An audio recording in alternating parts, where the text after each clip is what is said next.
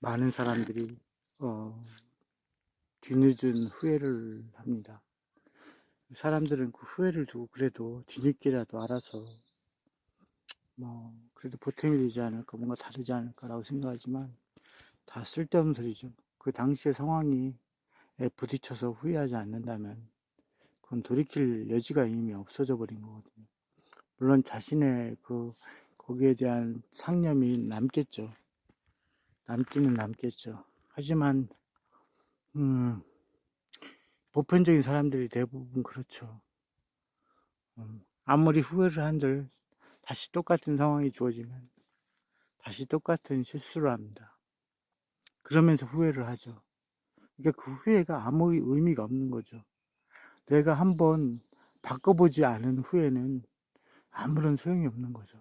내가 그 당시에 바로 후회를 해가지고 그 상황을 역전시키거나 바꿔버린다면은 뭐 달라질 수가 있겠죠. 다음에도 또 달라질 수 있으리라는 여지가 있겠죠. 근데 그냥 지나가서 하는 후회는 아무 소용이 없는 거죠. 다음에 또 똑같은 것이 반복됐을 때 또 똑같이 실수를 합니다. 대부분이.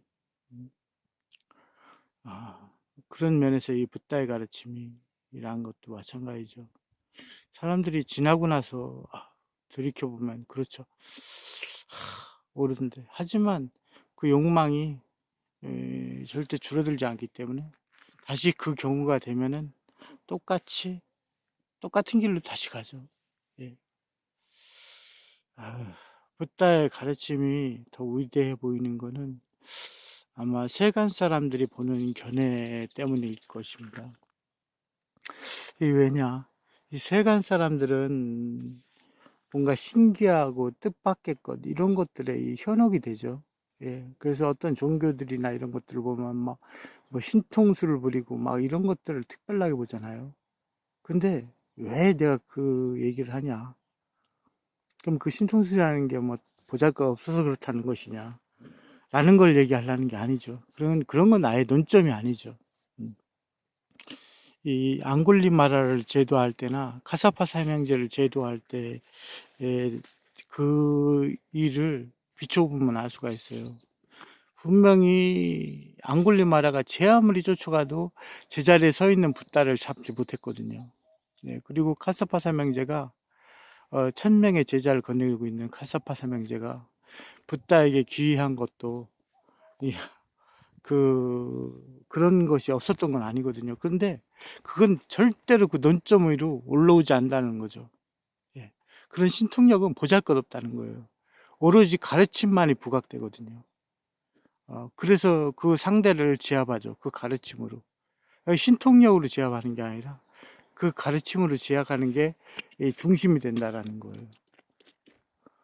그런 면에서 특별하다고 하는 거죠.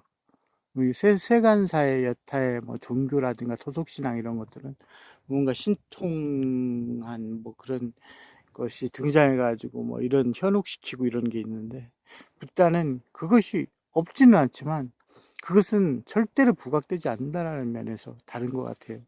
오로지 그 가르침만으로 논리적으로 상대를 논파하는 그것이 특별한 점이라고 하겠죠. 그럼에도 불구하고 저도 그 컴퓨터에 파일에 이제 무수한 경전을 다 가지고 있습니다. 초기 경전은 다 가지고 있고 니까도 다 가지고 있지만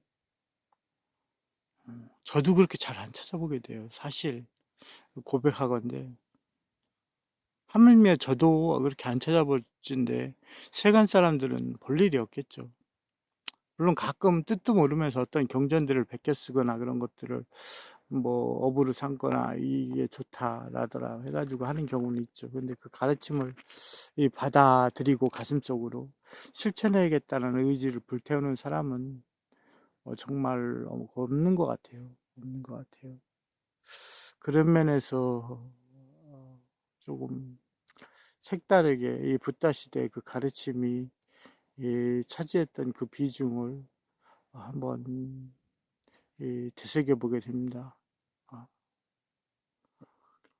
세간 사람들을 단지 신통수나 이런 걸로 현혹시키는 것이 아니라 그 사람들의 가지고 있는 그 문제, 그 핵심을 집어서 그 사람들을 간파하고 또 그 사람들에게 가르침을 주고 그 사람들을 설득하고 그 사람들이 이끌었던 분 붓다, 그분의 가르침에 대해서 생각해 보게 됩니다.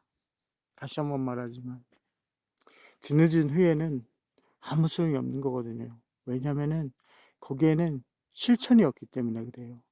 실천이 빠져버리면 다음에 똑같은 일이 주어지더라도 사람들은 똑같이 그 속으로 들어갑니다. 결코 그 속에서 벗어나지 못해요.